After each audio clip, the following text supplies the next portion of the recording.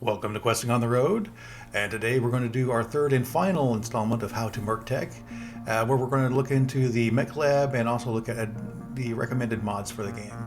So let's get to it. Let's go ahead and push start here.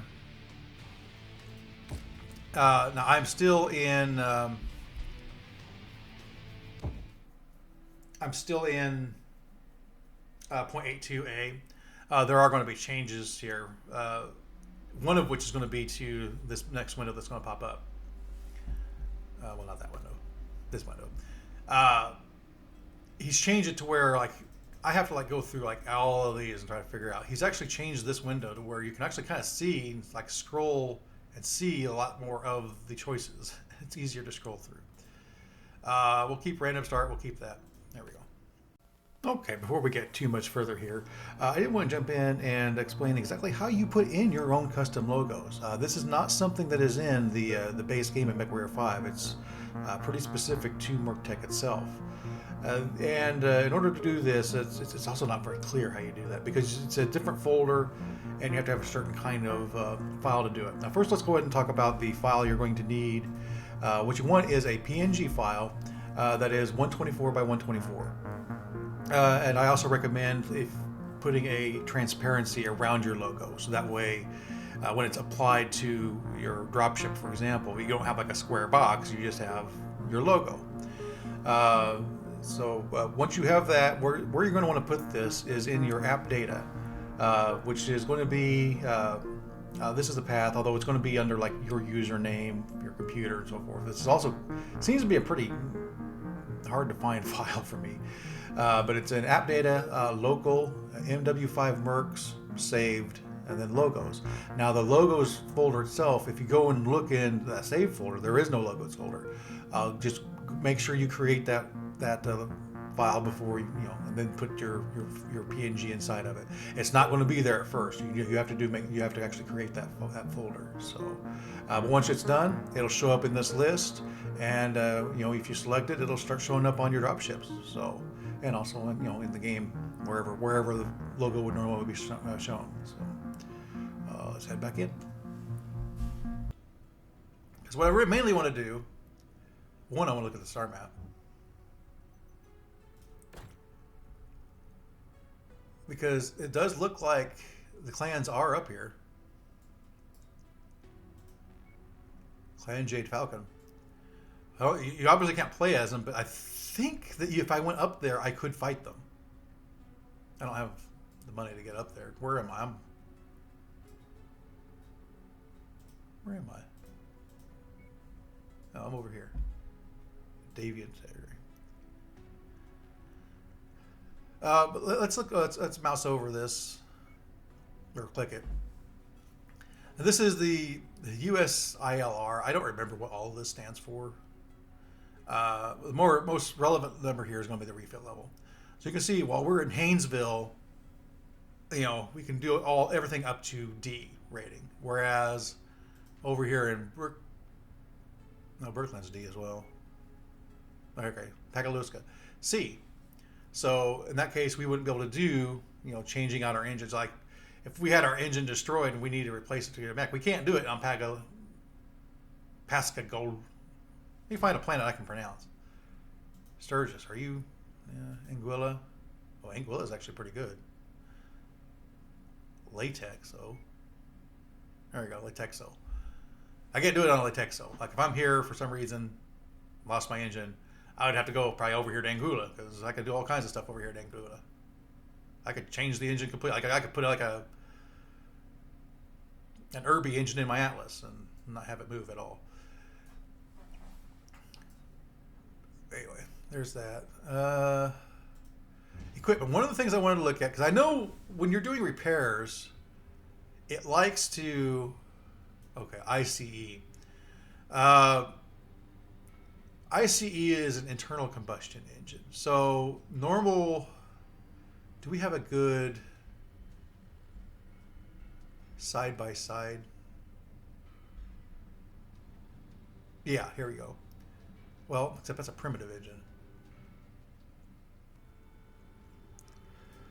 But ICE engines, where was that other ICE engine? a 180. Well, we can extrapolate based on this. We have a 180 ICE here, and we have a GM XL. The GM XL, if it was just a normal engine, we know that it would be double this. So it would be 7 tons and 6 torso slots. So the 180 ICE, 6 torso slots, but weighs twice as much again. So yeah, you can use this, and it is, you'll notice, extremely cheap to buy this thing. It's only $42,000. So in an emergency, I need this mech running, you can do it. That's what the ICE is. But normally these things are fusion power. I think normally, like ICE would require fuel. And ICE engines inside of mechs, I think, is a lot more common in the Dark Age. I know there's lots of mechs that actually just straight up, base. I mean, look at the exhaust pipes on this pupper. I'd like to get some chrome on this, on our mech. Make our mechs all shiny and chrome. I'm not sure what primitive means, unless that's just it's tech-based primitive. Salvage quality.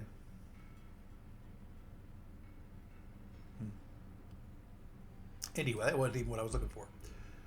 I was looking to see if we could actually buy like PPC casings, actually pre-buy some of that stuff so we don't have to order it in on the field. And I don't see that here.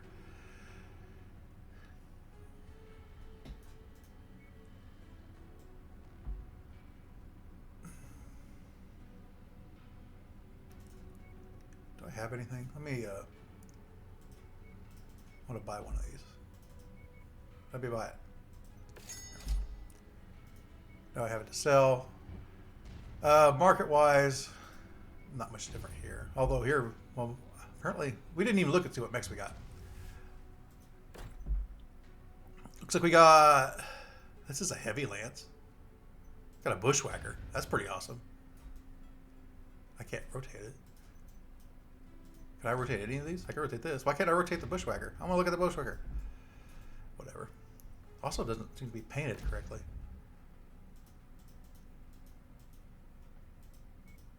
I'm not sure if that's a bug or just because this is a custom model. They probably can't paint it. Pretty cool that the bushwhacker's in, though. It's a loadout on this thing. Skirmisher roll. Well, obviously, another big change in Merctech. Now, there's yet another Mechlab that does a full Mechlab like this. They do it a little bit differently in Merctech. Obviously, weapons themselves have quality. They also have like manufacturers. So different manufacturers might have better, you could tell like the quality at a glance just based on the manufacturer. Autocannons also seem to have like different kinds. Like the AC-10, there's a 100 millimeter. Do we happen to have? I was looking for an example.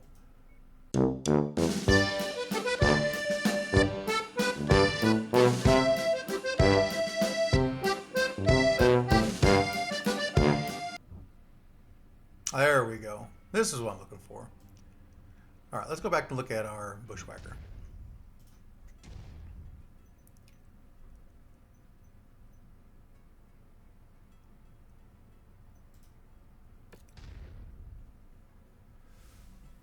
All right. Now then, we were looking at the AC-10. You have a 100 millimeter AC-10. You also have 185, 145. So let's see what the actual differences are. So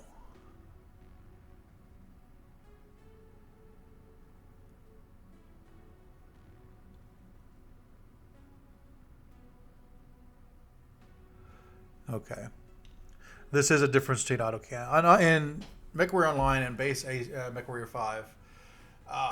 Your ammo, you push the button, it fires. Great.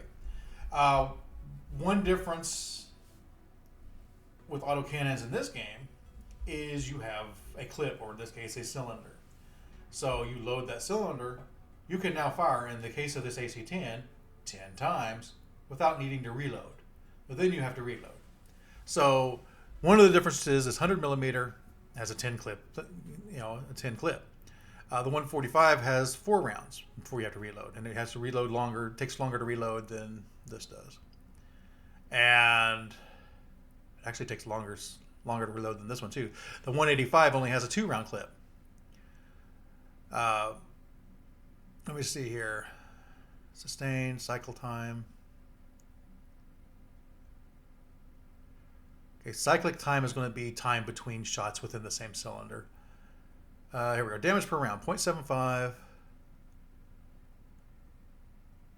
2.5, 3.72. So the larger, one of the differences here, at least in the case of the AC-10, the larger the barrel size, the more damage it does, but the less ammo per cylinder.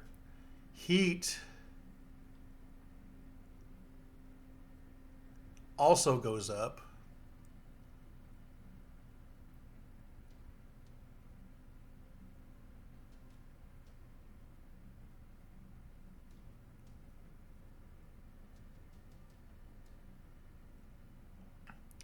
Spread for the 145 for some reason is higher than these two by a little bit.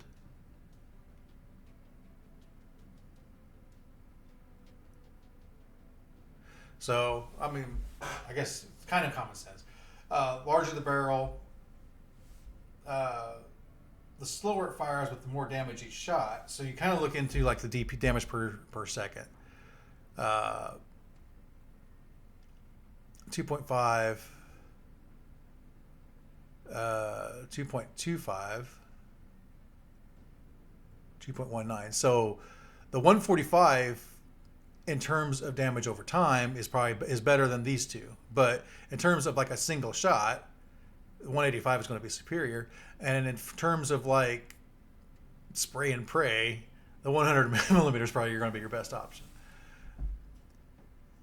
Cool. We figured it out. Let's go us.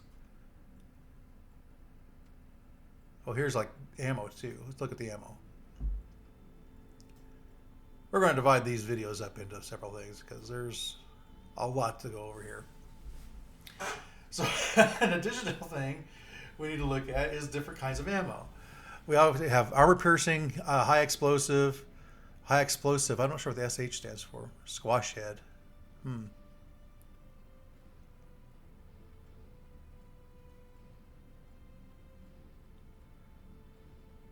that's what this is, high explosive squash head. So what is the difference? Can I just put this over here temporarily just so I can look at it, please?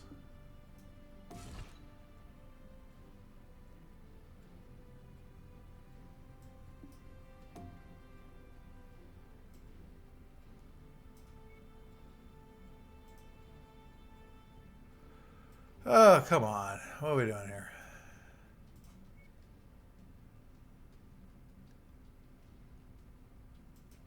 I don't think I can because I think I need an ammo bin. And I don't have an ammo bin. Because I don't remember. There's a way you do that. How do you do that? That would be important for everybody to know. So let's try to figure it out.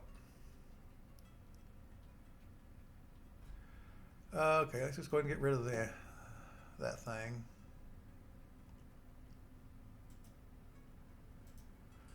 How do I add? Well, first, let's just go ahead and buy the ammo I'm wanting to look at here. So high explosive.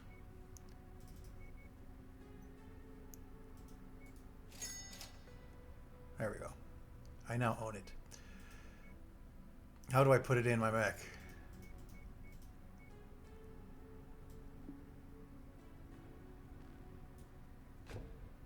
Okay, there we go.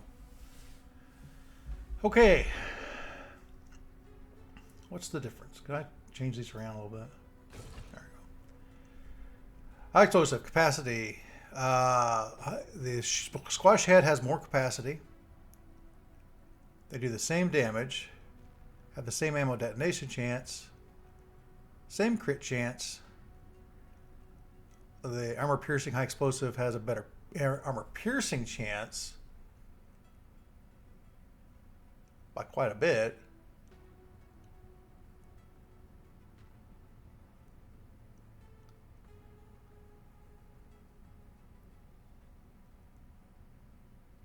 Uh, like, okay, you hit someone with this, has 11% chance, I guess, it's due to a through armor crit, in which case it will do 22% of the total damage. So in this case, 10 damage is going to be approximately 2 damage will soak through to the structure 10% of the time. This one, 5% of the time, I don't know how much soaks through. I assume none. I don't know. It doesn't say. It's kind of weird. Velocity, the APHE ammo goes faster.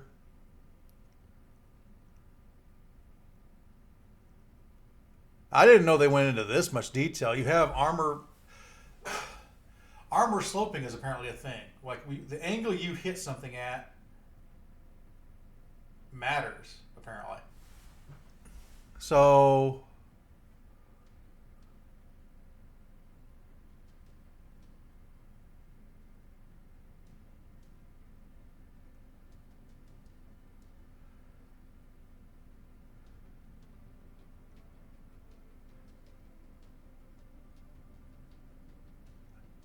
I don't know. I'm a little bit at a loss here. I don't.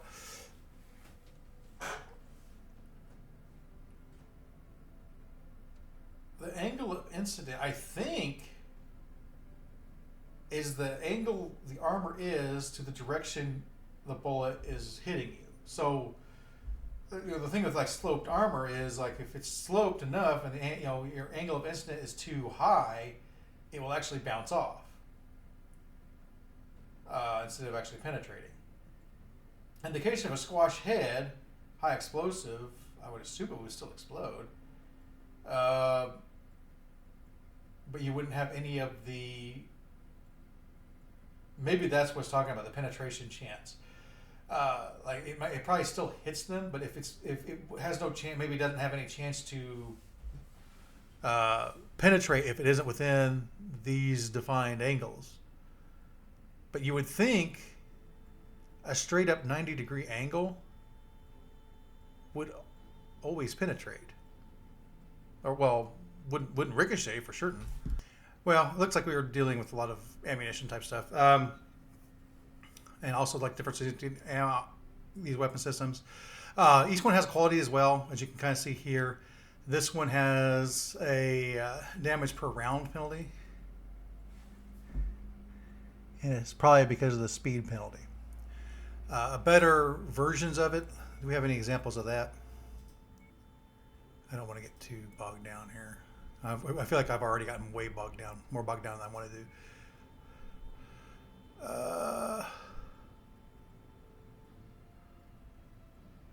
A lot of these have penalties.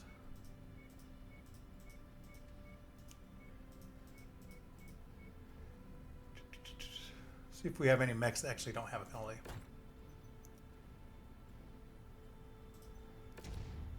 Oh, there is the workbench. I don't know if this is working. But this is something to where we're going to be able to like take apart and repair individual components inside of a thing, and also like put better components in so that we can actually upgrade our thing. I don't think it is working as of obviously this version. I think it might be working in 8.4. Well, 8.6 is 8.6 is going to be a game changer. We're going to talk about like those versions at a later date. But for now, let's go ahead and just go back in here. I wanted to show you guys. Let's look at this javelin. Can you see from here? You cannot.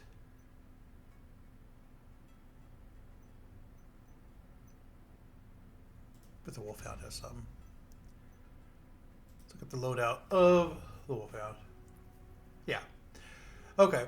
There are different roles. The role is pretty much going to be dictate what the mech does as far as AI. And it also kind of gives you an idea of what this thing is supposed to be doing. Now, obviously, when you're piloting it, you can do it however you want. Quality, not modified from its original specs. What happens if you are modified from your original specs?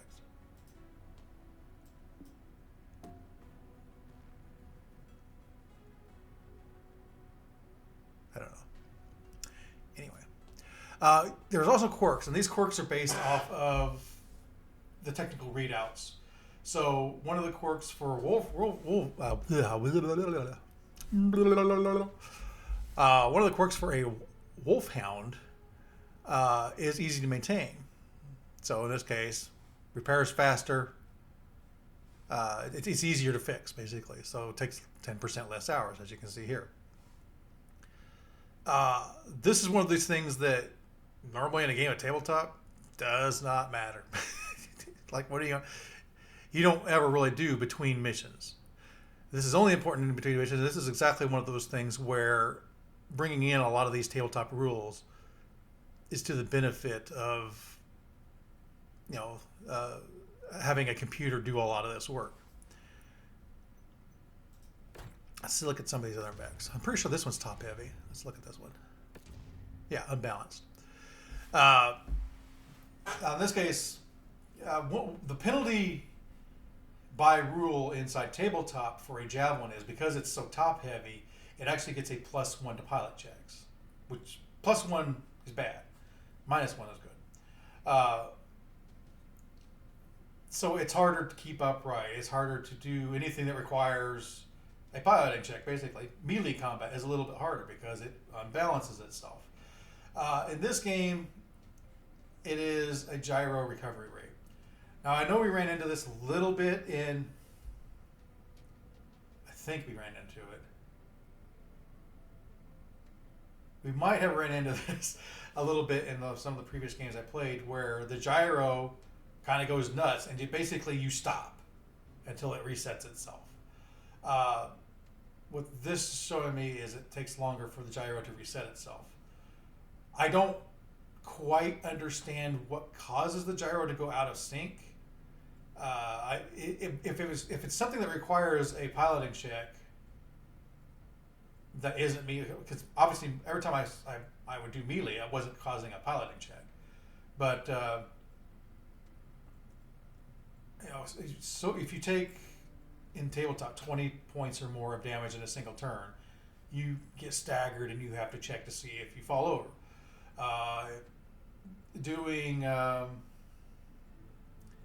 Running on an icy road and trying to turn requires a piloting check. Make sure you don't slide and fall over.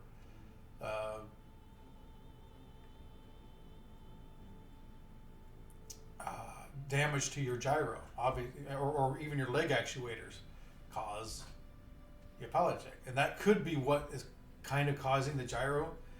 It is not super well explained within Merctech, unfortunately, what is causing this and how you prevent it, or how you even cause it, or what you can do to mitigate it. Because I don't know if you just have to slow down if you're taking this damage or what. But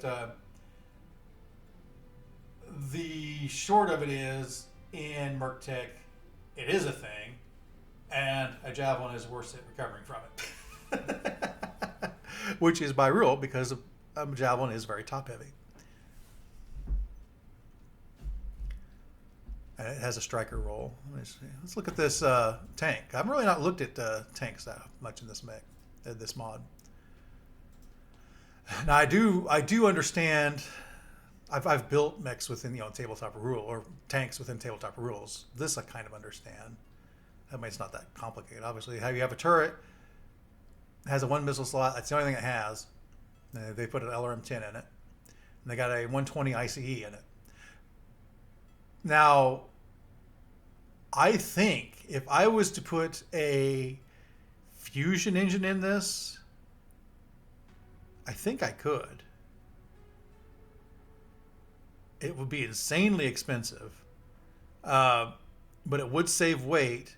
And one of the drawbacks of a vehicle, which isn't displayed here because it's using missiles, is vehicles that use energy weapons. Oh, I wonder if they do that for mechs.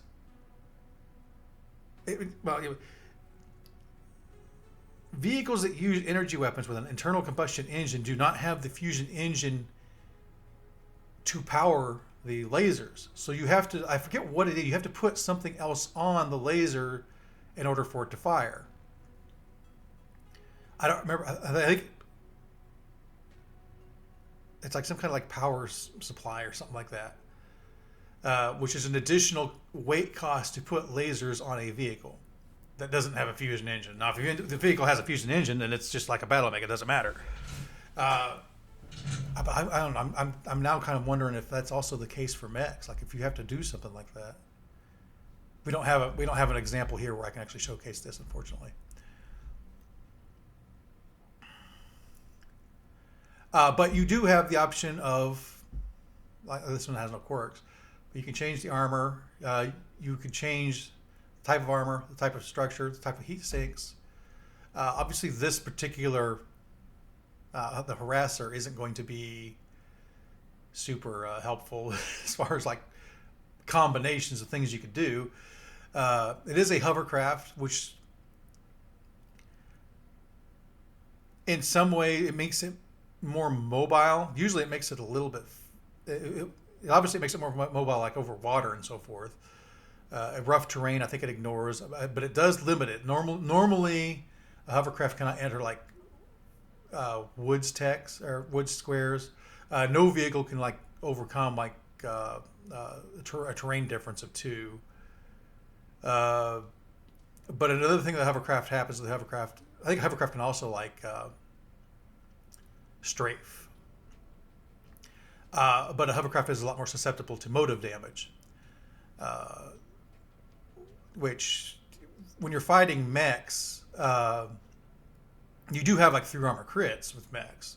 Like if you roll dues, two ones in the tabletop, it is a 3 armor critical check, which depending on the rules you're using, it's either center torso always, or you roll again to see which section of the mech you actually did a 3 armor crit on, and then you roll to see how many crits you do. For vehicles, it's a little bit different. For tracked and wheeled, I think it 3 armor crits on a 2, a 12, a 3, and a 11. And for hovercraft, it also crits on a 4 and 10. And also you have less spots. And also the crit tables is also a little bit different. You have crew hits, you have motive hits, which isn't really displayed here as far as like your internal, because it's not listed on the internal structure on any of the sheets. It is just, hey, you've destroyed the hover, the skirt. So it is no longer hovering and it's just sitting there. It's usually what that means. Ammo crits are a lot easier on a vehicle. We've seen that. We fire in the vehicle, all of a sudden it just like exploded a shower of death, which is really awesome in this mod. Ammo explosions are definitely a thing in this mod. I think he toned it down a little bit though in the next patch, but it's still pretty cool. We'll look at one more. I guess we'll only have one more to look at anyway. So let's look at the commander. Narrow profile. Glancing blows are more of a thing, apparently. I wonder if that's what the angle of impact was talking about. Because a glancing blow in tabletop is if I miss you by 1, like let's say I needed a 7 to hit you, and I rolled a 6. By rule, it's a miss. But there's an advanced rule called the glancing blow, whereas, I still hit you, but it only does like 1 damage. But in this case, it probably is a similar thing to where a glancing blow, you hit it, but it didn't do full damage. Again, striker roll, standard mimer, all the stuff you'd expect to see. Looks like he does have an additional missile slot here if you want to do something with that. He has an AMS slot as well. What a time, 2D. Interesting. Anyway, and then of course the barracks is the same as ever. Let's go ahead and I want to show one last thing. I want to exit out of this. Turn to title. And that is optional mods. These are mods that you do not need in order to play from Merctech, but they do add something. This one I would almost say is required. TT Rules AI mod. It makes the AI smarter. I mean that's a given. These are all. There's only one of these that is not on Steam Workshop, which you can see here. Browse mod Steam. Another mod is Cockpit Glass, which I am unclear as if you need this or not. I was asking about it, and I got both answers, and then both the opposite answers from different people. So I don't know if you need it or not. But what it does is when you're in an environment that is raining, water droplets will appear, and also there are situations where the glass will break. I guess if you take a hit to the head or something like that, the glass can break. So it's just kind of an immersion mod. It's not super advanced or anything like that, but it's kind of a cool little minor thing. Von Biomes, I think works. This just adds all kinds of new biomes, like what it says here, all kinds of stuff.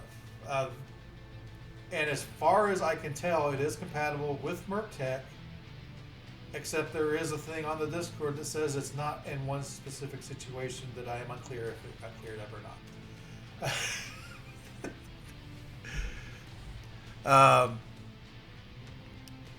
not. Mod options. Usually for other mods that use this, this is the one you cannot get from the Steam Workshop. You'd have to go to Nexus Mods to get it. I don't think it's even really needed, but it's nice to have. Side Hustle, it says right here, as it says on 10. You can normally have up to 5 Cantina missions that you can be trying to do. I've never liked that limitation. Just let me have all the missions, and I will do them as we go through them. It does kind of make it to where you can earn more money than you normally would be able to, but so I guess if that bothers you, don't use it. For me, I like it. I don't mind having a little bit of extra money because I like to play. But I also don't want to just go on sandbox mode and cheat myself a bunch of money. So that's a way you get some extra money. You also get some additional equipment, although the equipment you get from Cantina missions are not great. Then you have Pilot Overhaul, and this is the one I want to use. I'm told it works for the most part, but this is what would make the save for the previous campaign unplayable. So I'm going to turn it on, and also going forward, I'm going to keep updating probably the test branch stuff. So I'm not going to be using the base thing from Steam, because I want to keep up with the updates, I keep up with the bug fixes and just the new content, and bring that to you and showcase it all to you. But Mech Overhaul, your pilots are a lot more dynamic. They have like skills and quirks and traits about them that affects like their max and maximum skill ratings they can have on any particular skill. Now those skills are still the same, but they also over time will gain familiarity with the same mech. And so like if you put your pilot in like a bushwhacker forever, they become really good at piloting that bushwhacker. They get bonuses on top of their skills because of that. You can also send them up for training, and they can also get penalties. Like if they get hurt, they get stressed, they could get a penalty, which would knock down their skill ratings. It's really cool. It makes the pilots. You're also able to like rename the pilots, change their profile picture and like that. Which that also would be kind of cool, just from a YouTuber perspective, because I could actually put you guys in these mechs and have you guys as being the lance mates and so forth. Or also just generally, if you're not a YouTuber, just your friends, or however you want to do it. It just gives you that extra bit of customization on your roster to make things more fun for you. So this mod, above all other mods, including Merctech itself, is probably one of my favorite mods in MechWarrior 5. And it's kind of a shame that I don't think this guy's keeping this anymore, but it still works. I do know I was warned with this mod, it does add a few missions, which are pilot missions, where we can go and get certain like special pilots that you go do a series of missions that I was told those missions don't work or play well with Merctech, so I guess be cautious of that when you're doing the pilot overhaul and Merctech. The last one I am less clear on.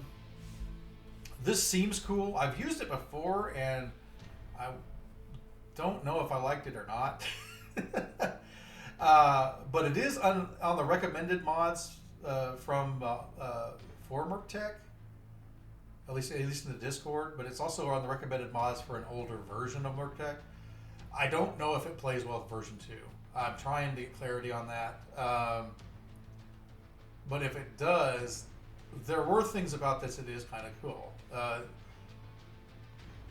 It's basically a sound overhaul of a lot of things. Things sound correct, or like it talks about here in like the drop ship, how it sounds like people are working in the drop bays there. And I do want to use this, but I don't want to turn this on until I'm a little bit more clear on to whether or not it works correctly or not.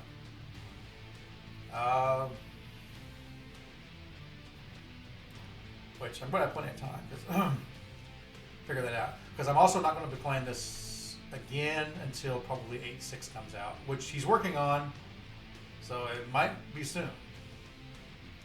But I mean, as far as you guys are concerned, odds are it's going to release before I'm done finished releasing these episodes, because this went on a lot longer than I anticipated. A lot longer. I'm going to have to do some cutting, editing, and I think I'm going to divide it into 3.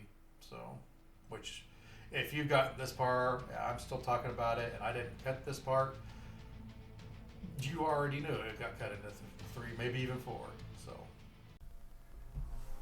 Well, don't worry. We're going to go ahead and wrap up there, and we're not going to go ahead and cut this into 4. I thought about it, but the rest of this episode would actually have been doubled in length if I left it in, and it's really not going to be worth much because it had to do with the contract setup and also the mission itself, which I've done plenty of that with my other videos, showcasing what the battles look like. But I did want to touch on a few things that just to wrap up here a little bit.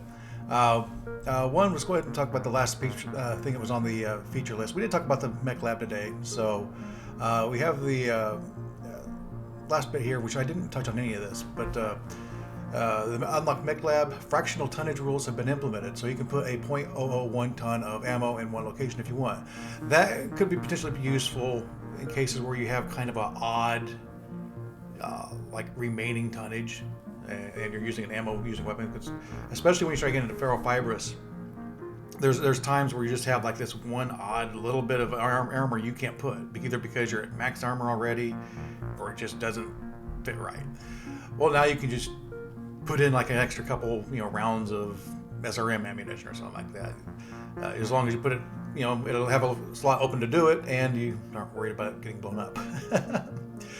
There is only one jump jet equipment and improved jump jets that will weigh more on bigger mechs, and they use general slots. The only limit is the engine size. That reduces a lot of clutter. A lot of times in like the base game, you have 5 classes of jump jets, which is in the rules, but this just makes it a lot easier. If you have a jump jet, you have a jump jet. But it does look like it dynamically is heavier based on the tonnage of your mech, which is also by rules. So one other thing I wanted to show stuff that isn't currently in version 3, or at least it was in an older version of version 3, and also probably version 2. The first thing is the contract sliders. Currently, it seems to be using the old PGI system, but what he had implemented, and I assume he's going to implement again, is a slider system like this, which is a little bit more dynamic. As you increase, for example, in this example, they want more salvage shares. So they put +5 there, but in so doing, they had to take 5 points away from somewhere else. Now, normally this would be even line, everything being equal. And the little blue boxes up top there you see is when you apply it. That way you can see where you've applied the points. And you can change, like if you wanted the damage coverage but not the C-bill payout for whatever reason, you could change that. Like you could, I think you can lock. If I remember right, you can lock one of them in place and then just change the other ones. So you could make it to where the C-bill payout is -5 or some combination thereof of all of that. It is a lot more dynamic. The damage coverage makes a lot more sense based off of tabletop rules, as opposed to just being a percentage thing the way they do in PGI does. So, and finally, I wanted to show what the system map used to look like. This was a really cool system. I'm really looking forward to getting this back. But this is also where you're going to find your planetary data. Now, all of this data is in even base PGI game, base game. It's just you can't see any of this information. You also can't even see this view in the main game. It is there apparently, for what I'm told. But this is just a really cool looking system. You can actually see each planet. Obviously, all the planets don't have actual information.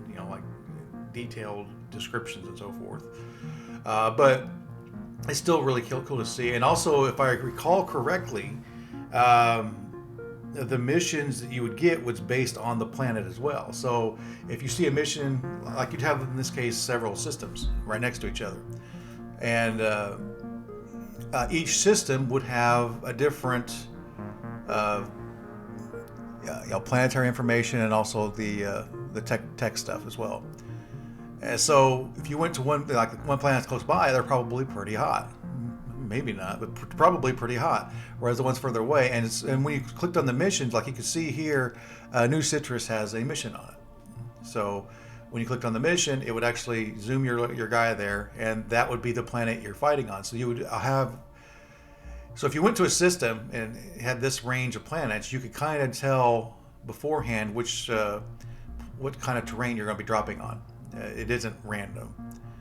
Well, it probably is a little bit random, but. And then, of course, Mon Biomes adds a lot extra to this as well. And a lot of extra maps. But this is something we can look forward to getting back again. This is also the only way that I can tell you to find out the planetary info, the gravity, temperature, and all that fun information. But we'll tackle that later. I'm intending to start a new campaign, as I said, with the pilot overhaul mod. I probably will go ahead and turn on that Successor War sounds of the Succession War mod as well.